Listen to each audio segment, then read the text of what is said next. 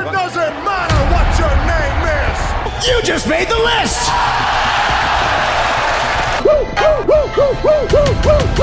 Rest in peace. Tell me, he didn't just say that. Brother, roll, brothers, raw, brothers, brother, brothers, brother, brother, brother, brother, brother, brother, brother. You are not ready for. Yeah.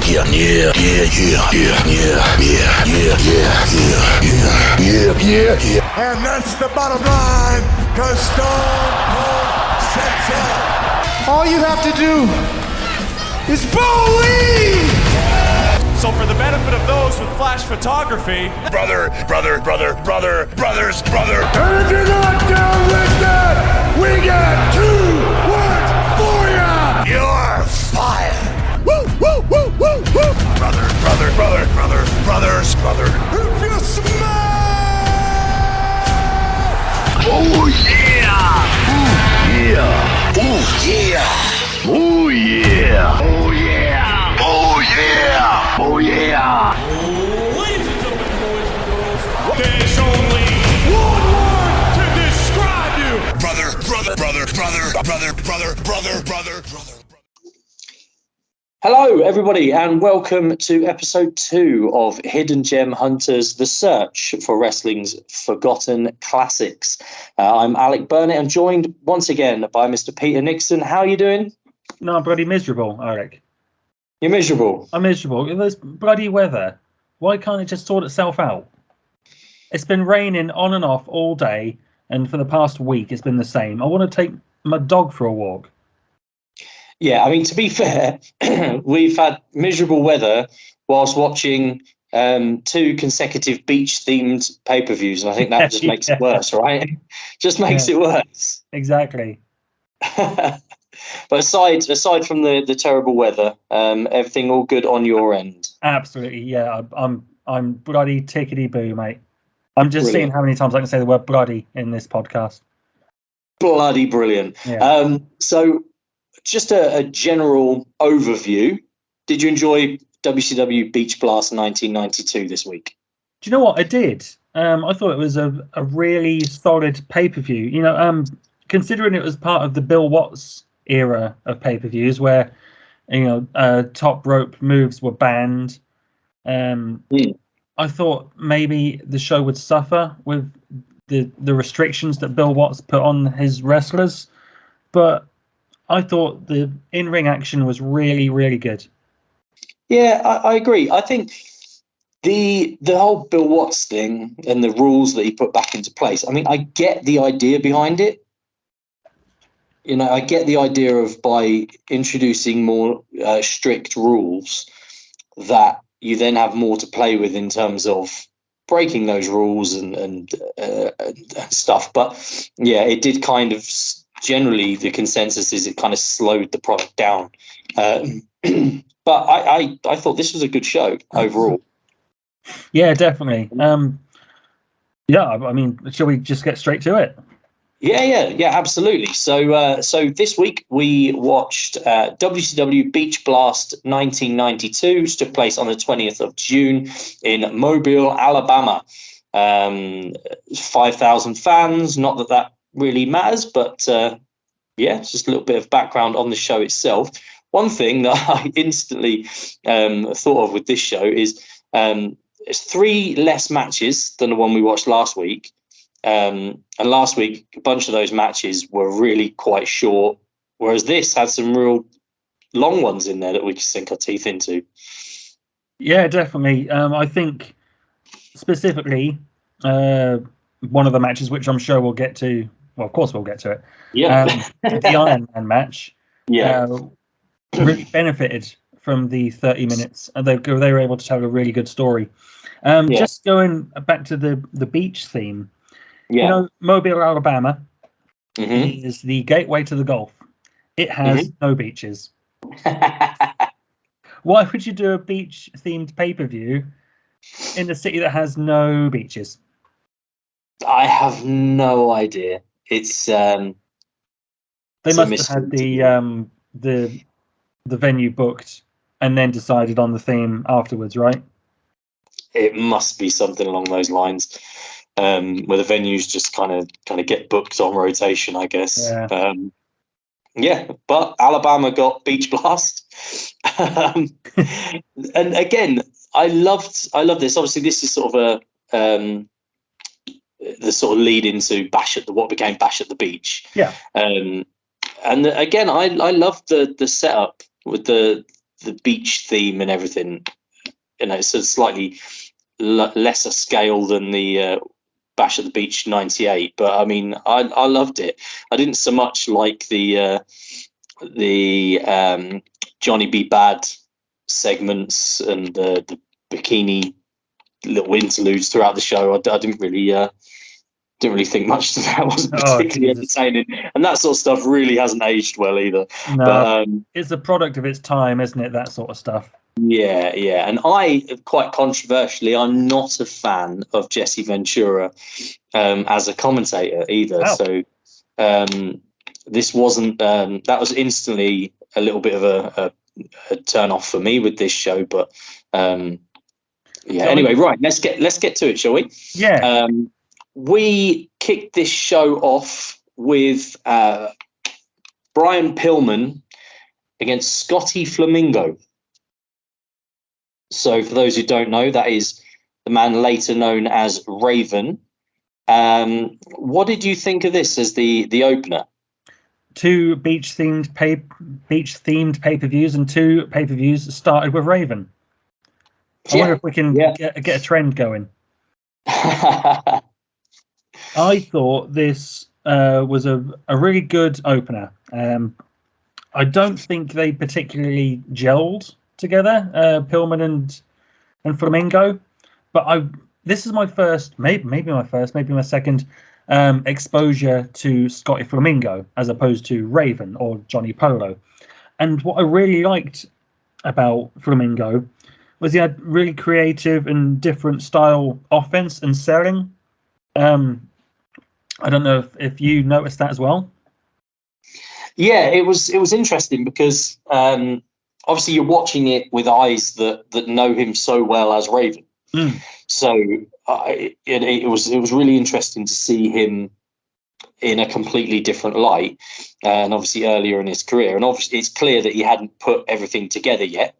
But yeah, I enjoyed this match as an opener. It went 17 minutes and 29 seconds, which is a long match for an opener. Mm-hmm. And I think maybe it went a little long. Yeah. But I enjoyed it. I thought it was good. Yeah. I liked their creative ways of getting around avoiding the top rope. Mm-hmm. Because if one of them had had to come off the top rope, there would have been a disqualification. And in a cruiserweight title or a light heavyweight title match, you kind of need the top rope offense. So I like the stuff they did around the top rope. And, the ramp was used a lot on this show. But I like the old school ramp. Yeah, I do. I've always had a soft spot for that ramp. Yeah, an effective finish as well. I liked Flamingo going over. I thought the finish was really cool. Yeah, I didn't think the sort of the last move, the knee drop, I didn't think it looked particularly good. But overall, I did like it. I liked it, but like I said, I think it went a little long. And out of 10, this one got a 6 from me. I went with a 7. I liked the finish because Pillman crashed and burned, and then Flamingo followed it up straight away with that knee and pinned him. I thought it was cool. Yeah. I mean, I can't really argue with that. I mean, I'd be sort of between a 6 and a 7. I went a little bit lower, as I say. Mainly, I thought if this had gone somewhere between, I don't know, even if it just went 3 or 4 minutes less, I think it would have. It started to overstay its welcome a little bit in parts for me, but overall, good opener, and it gave me a lot of hope for the show. Actually, with this as an opener, I thought this is going to be good.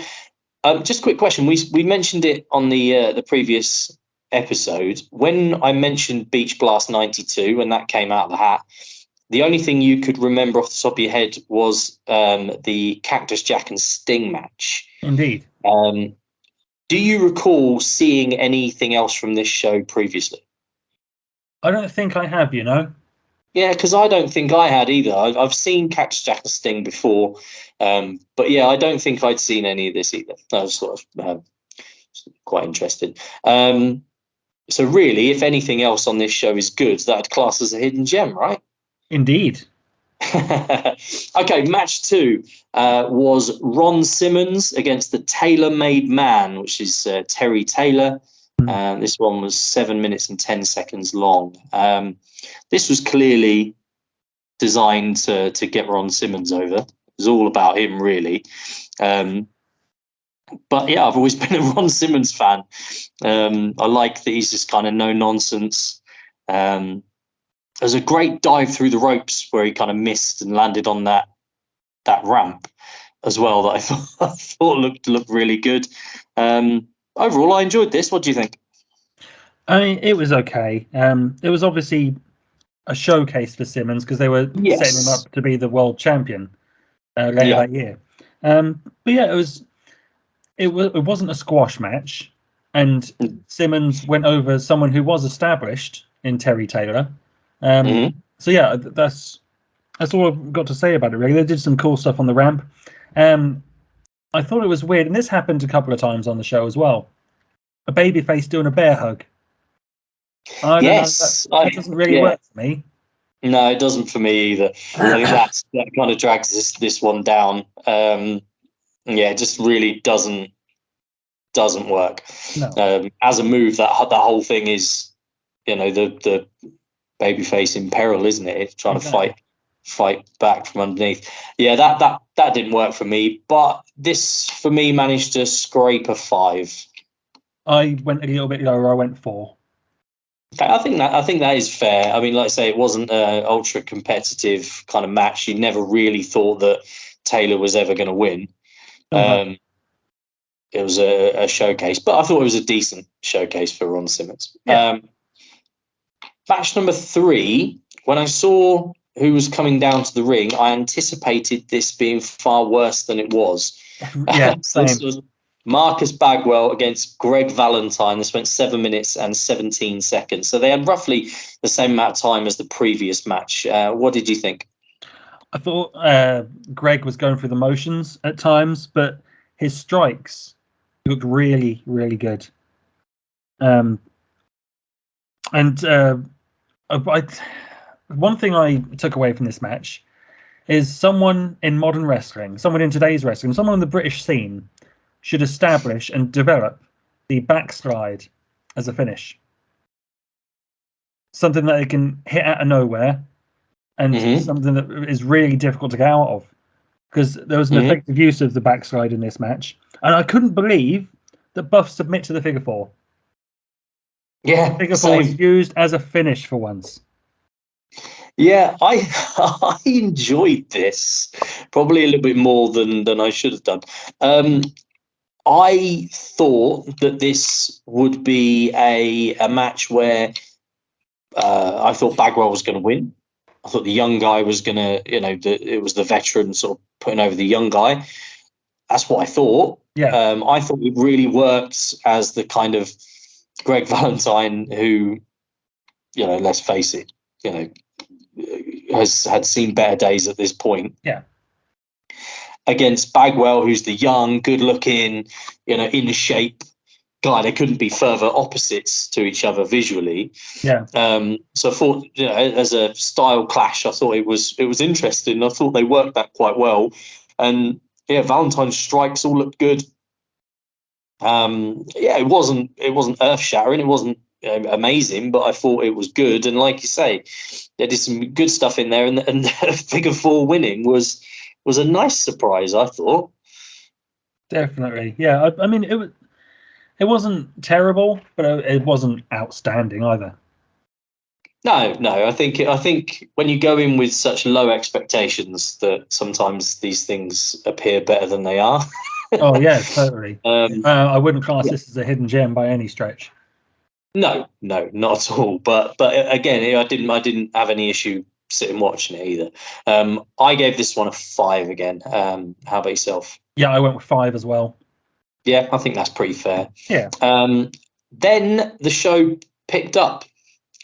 Really picked up with Cactus Jack and Sting. So I'd seen this before.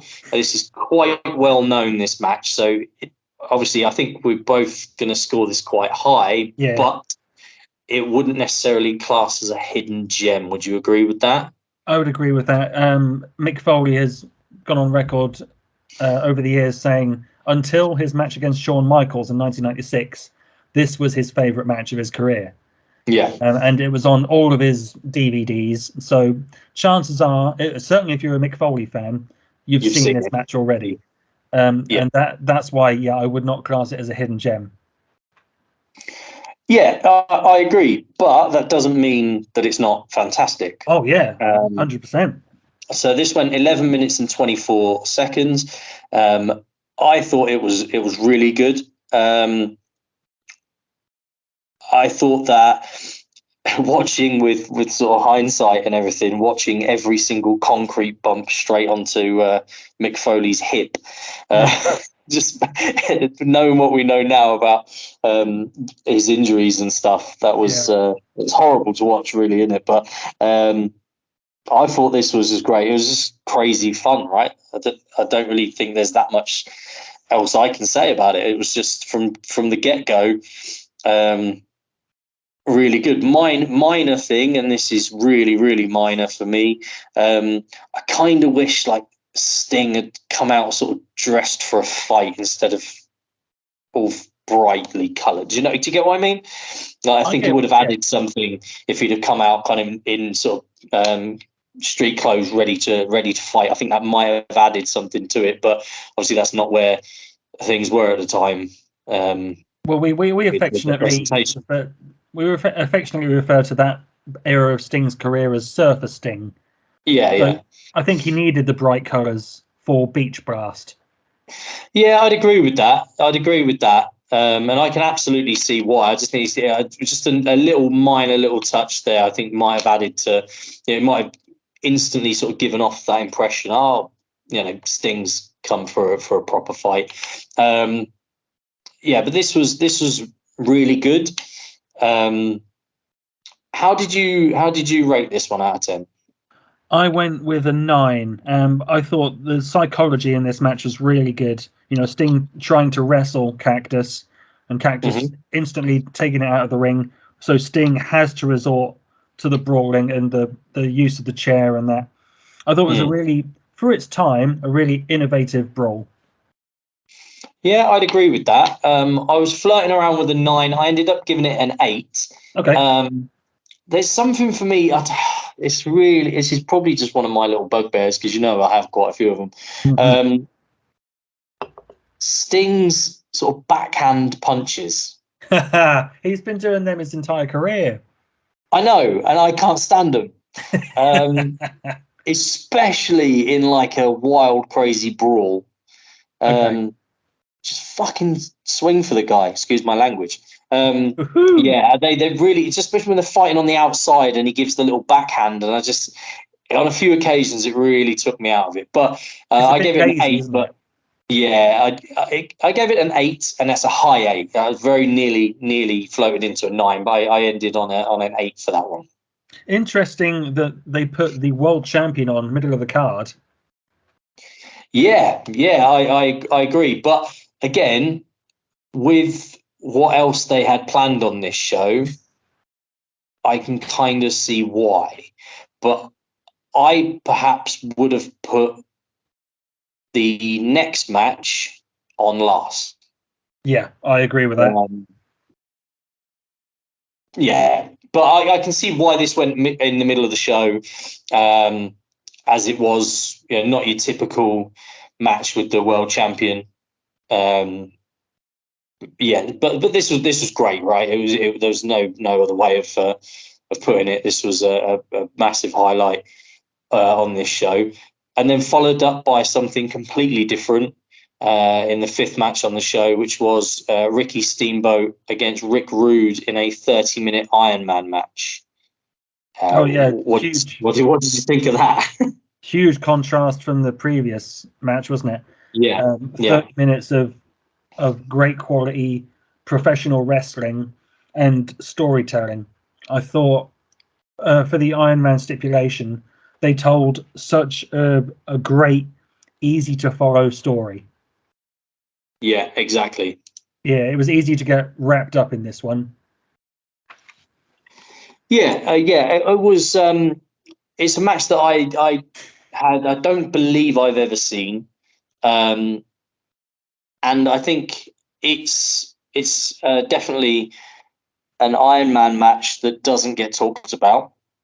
And I absolutely loved it. I'll be honest, I really did. Everything in this match felt like a struggle. Exactly. Which is exactly what you want. I bought in from the get-go. And it's one of those matches where I'm trying to make a few notes as I'm watching these matches. I didn't really make many, and considering it's 30 minutes long, I didn't make many notes. I was in it 100%. Thoroughly enjoyed it. And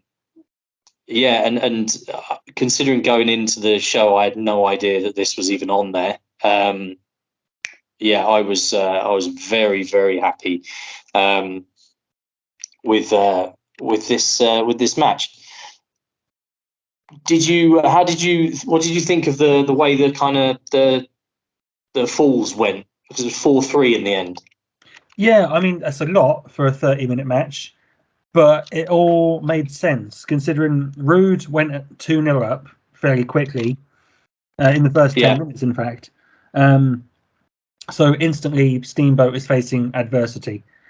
And then Rude comes off the top rope for a DQ, so it's 2-1, but then Rude pins him straight away, so it's 3-1. Then Rude, my only bugbear, if you like, of this match, Rude's shitty camel clutch. Yeah. He slapped it on a couple of times, and I thought, that looks terrible. But then, 10 minutes to go, it's 3-2, and then 3-3, and then finally 4-3 with 30 seconds left. So Rude goes into this desperate sprint, move after move, trying to pin Steamboat. With the time is ticking down, and Steamboat just has to hold on. I thought that was brilliant. Yeah. So I thought, like I say, that final sprint was brilliant. Obviously, the difference. We'll get to the main event, but obviously the difference with this and that is obviously everyone knew going in that this was a 30-minute match.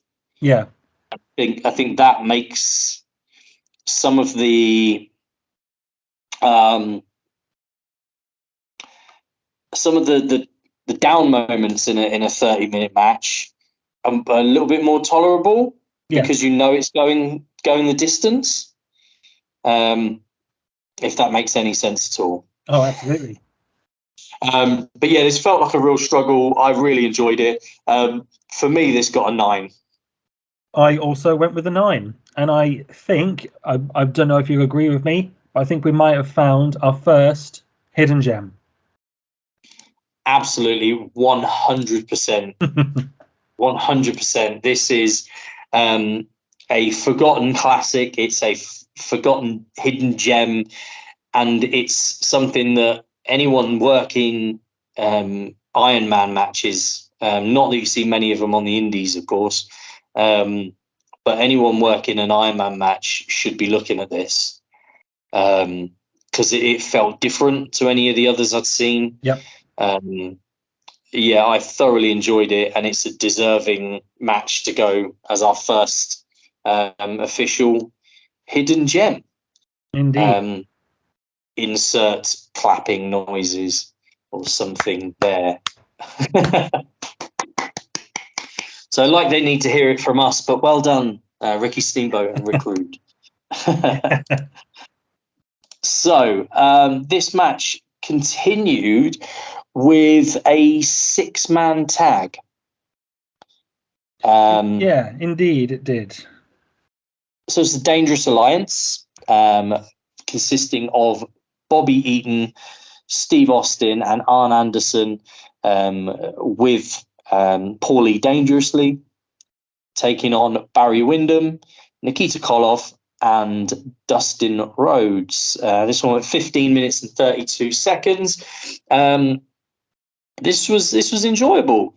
I thought it had a bit of a kind of long-winded kind of lull in the middle. Long heat on Dustin. Yeah. Maybe There's some maybe could weird have been stuff. Weird stuff in the heat with Arn putting Dustin's head into Bobby's head. Yes. They did that twice. I thought, what? Why? Why did they do that? Yeah, it was a bit strange. But I thought that there was a couple of bits in this that I loved, and considering the amount of meaty clotheslines and stuff that we saw in the main event, the best one on the show was from Austin. Yeah. On Dustin, as they both kind of bounced off the ropes, and he just took his head off, and it looked amazing. Also, I love Bobby Eaton. I think he's great, and he's probably the kind of lowest profile guy in this match. Yeah, really. And he's fantastic.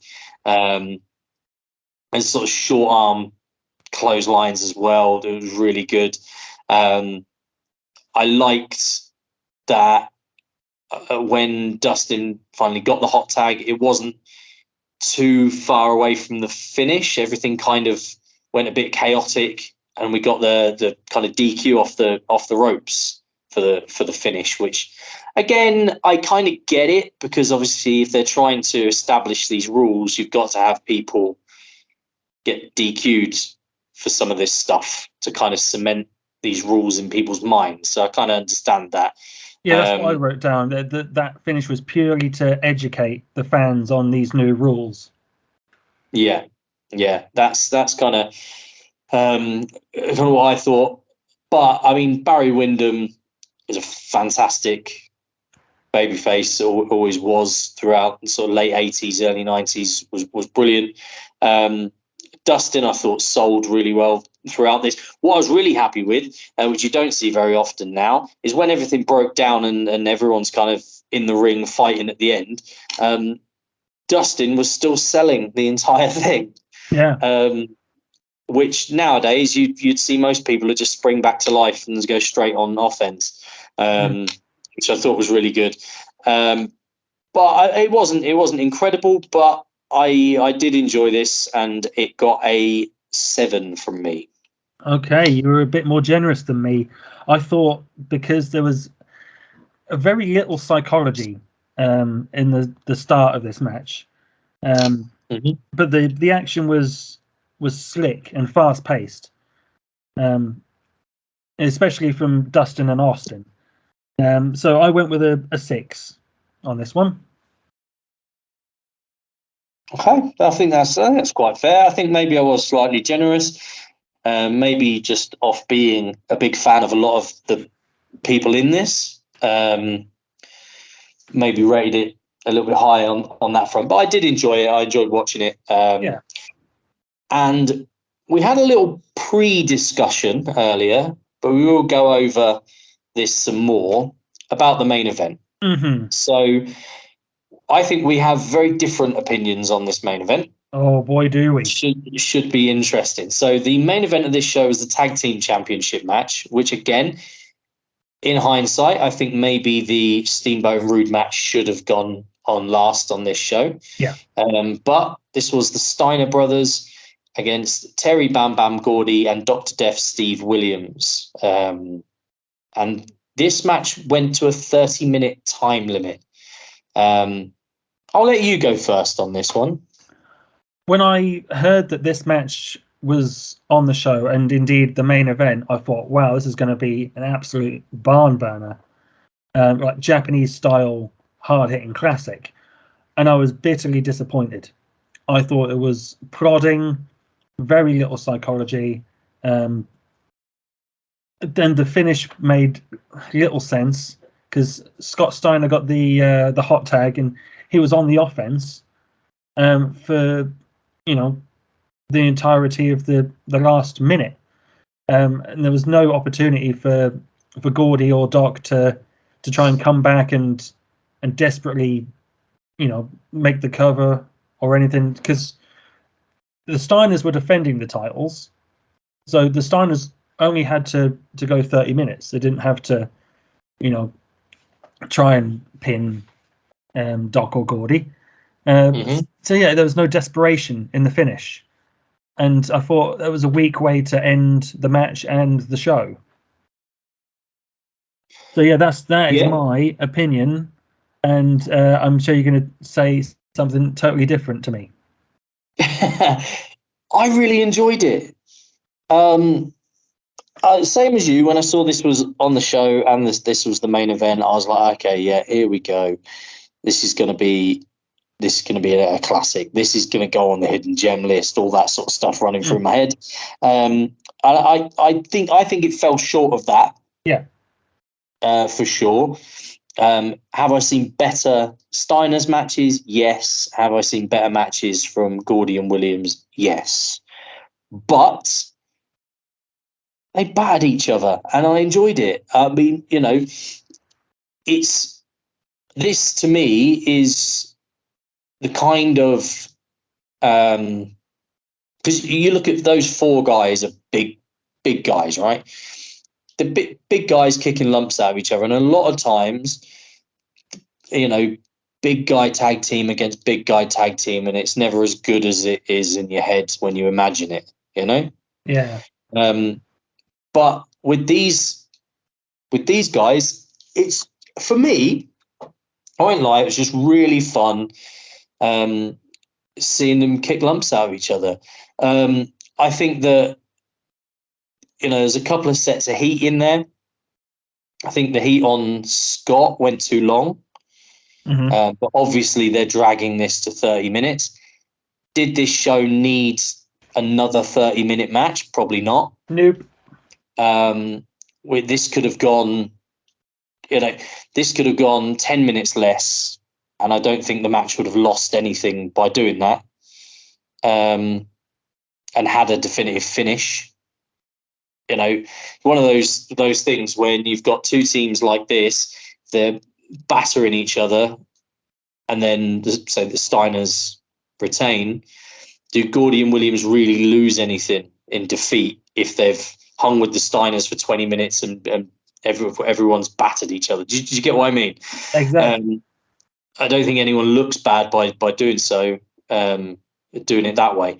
So was it too long? Yes. Was the finish not great? I'd agree with that. But I did enjoy the match. I can't say that I didn't. So how did you rate this? Oh, I went with a 5. Wow. So this rated for you the same as Greg Valentine against Buff Bagwell. Well, yep. Marcus Bagwell. It absolutely. Wow. Yeah, wow. Pure disappointment for me. Okay. So I didn't go as high as maybe you think I might have. I went with a 7. Okay. Which I think is fair. It wasn't exceptional. It didn't blow me away, but it was good, and I enjoyed it. I think perhaps, I could be wrong. I think perhaps you're scoring it a little low because your expectations were a little high. Yeah, I think that's accurate. I need to point out here that the Steiner brothers are my favorite tag team of all time. They're amazing. Yeah. You look at matches with Hase and Kensuke in Japan, and the match they had with Super Brawl with Sting and Luger. The Steiners can have absolute classics, but for me, this just wasn't one of them. I mean, that's fair. That's fair. It would be pretty boring if we just agreed on everything, right? Oh, big time. So overall, this show, we've run everything through our scores, and we've come to rate this show overall, combining our scores, a 6.5. Would you say that's pretty fair? I think that's fair because, like you said, the show really picked up from Cactus and Sting onwards.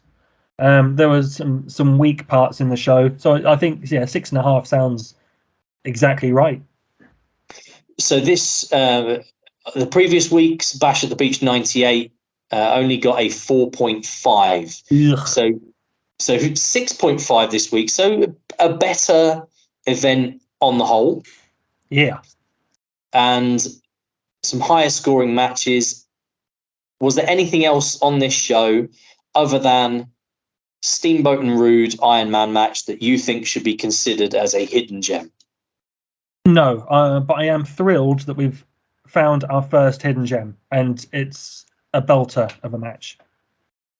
I would agree with that. Yeah, I think that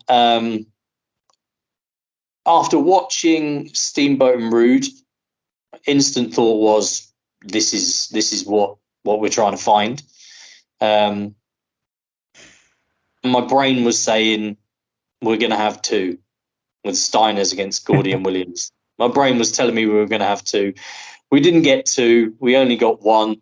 Didn't quite live up to the expectations, but Steamboat and Rude, for anyone who's not seen it, do go and watch this match. If you watch nothing else from this show, I expect you may have already seen Cactus Jack and Sting. If you haven't, watch that match as well. Oh, yes. Although we wouldn't class it as a hidden gem, definitely if you watch anything from Beach Blast 92, it will be Sting and Cactus Jack, but also check out the hidden gem of Ricky Steamboat and Rick Rude 30-minute Iron Man match.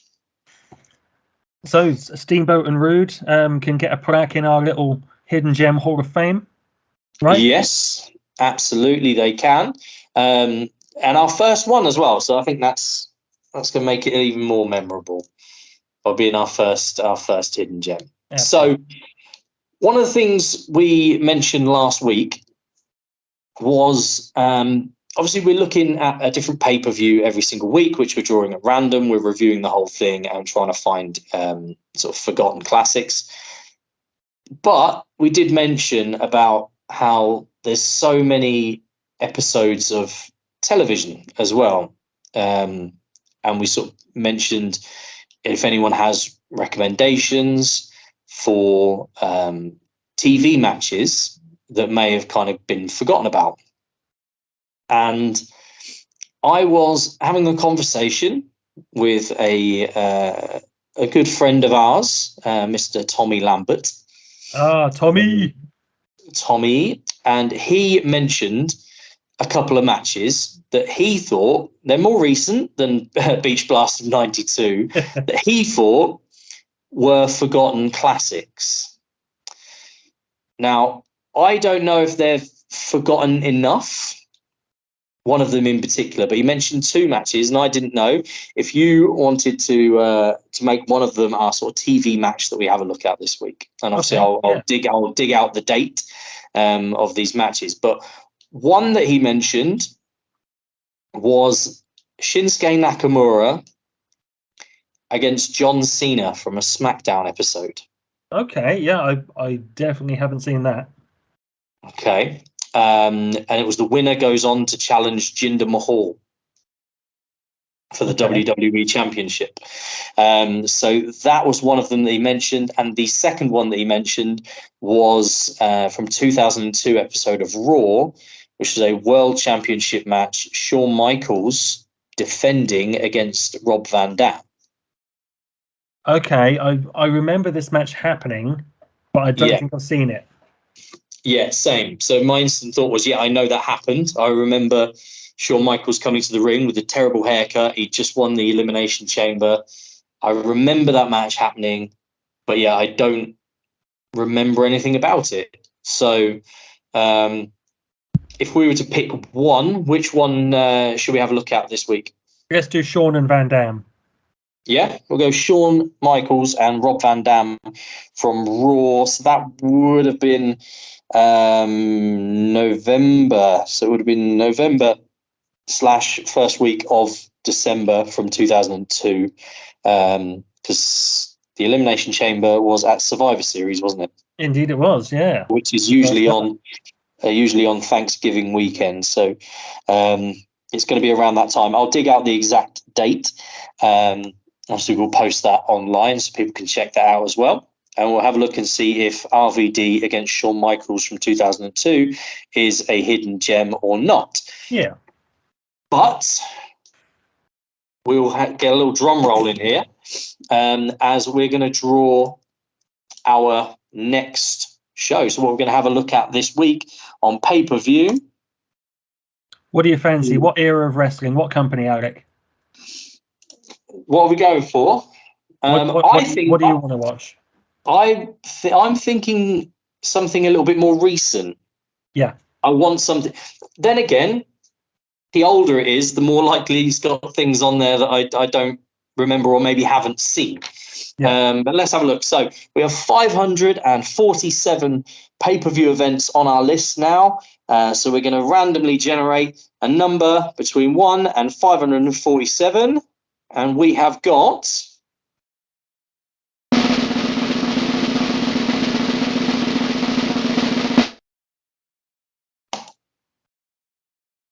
341.